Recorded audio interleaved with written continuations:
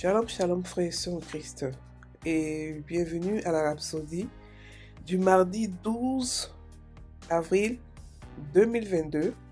Rhapsodie écrite par le pasteur Chris Oyakilome, et la lecture vous est offerte par les vérités de l'Évangile.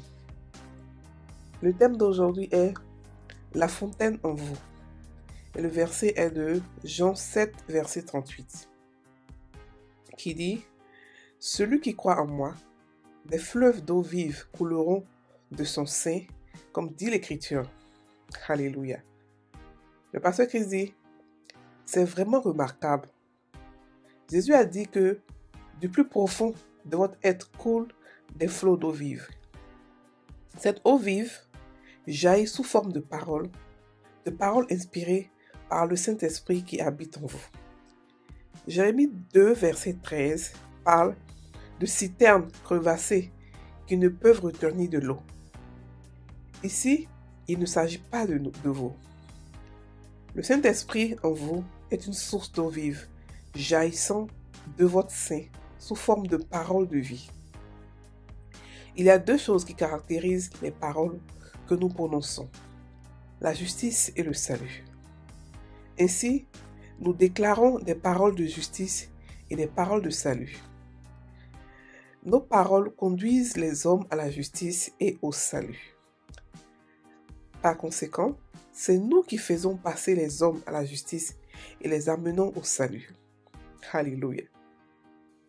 Vos paroles ne sont pas ordinaires. Grâce à vos paroles, la justice est dévoilée et plusieurs sont convaincus dans leur cœur pour le salut. La Bible dit dans Ésaïe 45, verset 8, « Écoutez-vous, cieux d'en haut, et que les nuages répandent la justice, que la terre s'ouvre et que le salut porte du fruit, et que la justice germe avec elle. Moi, le Seigneur, je l'ai créé. » Alléluia. Fin du verset, fin de la rhapsodie. Aujourd'hui, le pasteur parle de quelque chose de très court, mais très significatif, qui est la fontaine que nous avons en nous. Hier, aujourd'hui aussi, on a parlé de ça, on a parlé des eaux qui coulent en nous, on a parlé de la nuée que nous sommes, la nuée remplie d'eau, les nuées remplies d'eau que nous sommes. Nous avons parlé nous sommes des porteurs d'eau. Et nous avons aussi expliqué que nous avons en nous coulent des fleuves d'eau vive. Et c'est de ça que le pasteur continue de parler. Il explique que ces flots d'eau vive dont parle la parole de Dieu, c'est le Saint-Esprit. Mais comment est-ce qu'elle se matérialise? Elle se matérialise par des paroles de connaissance, par des paroles inspirées de Dieu, par la parole de Dieu qui sort, parce qu'on établit la justice de Dieu dans nos paroles. La Bible dit, au commencement était la parole. La parole était avec Dieu et la parole était Dieu. La parole a été faite, toute chose a été faite avec la parole. De cette même manière, nous aussi, nous bâtissons, nous construisons, nous touchons les gens, nous influençons la vie des gens, nous conduisons les hommes à la justice par nos paroles. C'est comme ça qu'il faut qu'on parle. On ne peut pas rester là en disant qu'on est chrétien et on ne parle pas, on ne donne pas notre avis, on ne dit pas ce qui se passe, on ne donne pas la vérité. Non, la vérité est en nous. Elle est en nous en tant que source. Elle est intarissable. Elle est illimitée. Nos paroles en tant que chrétiens ne sont pas ordinaires. C'est impossible que nous ayons des paroles qui sont ordinaires comme tout le monde. Nos paroles ont de l'effet. Dans nos paroles, il y a la puissance de Dieu. La Bible dit que la parole était Dieu. Donc la parole qui sort de nous, c'est Dieu qui sort de nous. C'est Dieu qui est matérialisé dans sa parole pour sortir de nous, pour pouvoir faire des choses extraordinaires. C'est pour ça que nous guérissons par la parole. Nous établissons la justice de Dieu par la parole. Nous aidons les gens par la parole. Nous prêchons par la parole.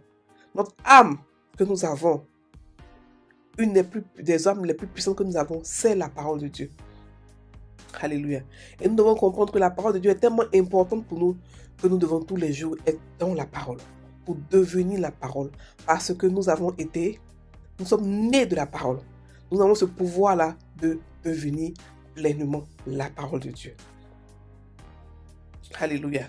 Donc, dans la parole de Dieu, grâce à nos paroles, la justice de Dieu est dévoilée. Et nos paroles font sortir le cœur des gens, la profondeur du cœur des gens. Vous n'avez aucune idée de ce que c'est que prier pour quelqu'un ou prier avec quelqu'un et dévoiler son cœur par la parole de Dieu, par votre parole.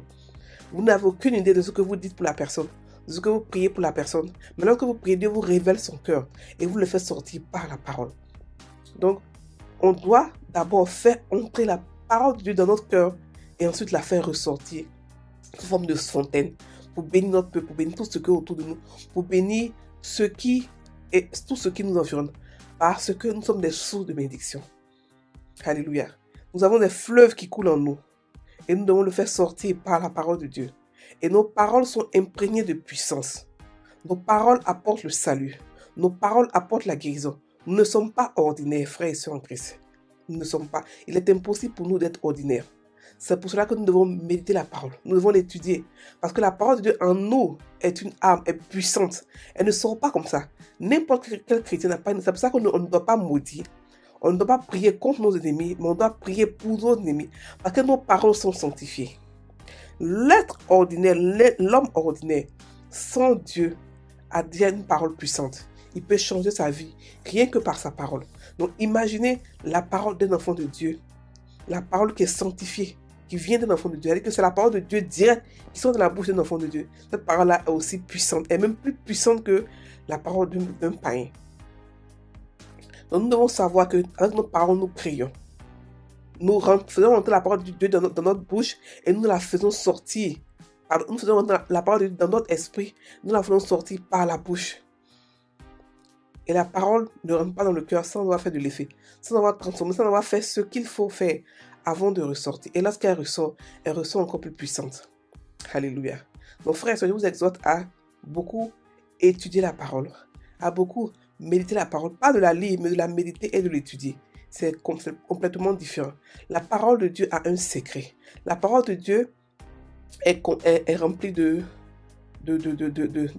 mystères que nous sommes les seuls à pouvoir déceler.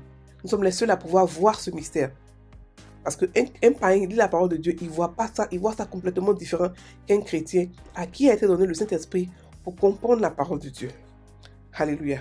Donc frères et sœurs, je vous exhorte à étudier la parole, à la méditer et de vous laisser transformer par elle et de faire sortir des paroles inspirées que Dieu vous inspire par sa parole. Alléluia. On va maintenant prendre la prière. Cher Père, du fond de mon cœur jaillissent des fleuves d'eau vive pour donner vie et substance à toutes choses dans mon monde.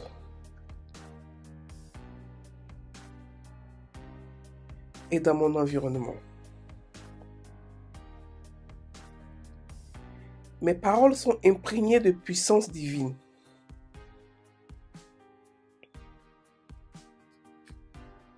Produisons la justice et le salut. Au nom de Jésus. Amen. Frères et sœurs en Christ, passez une très bonne journée. Soyez bénis.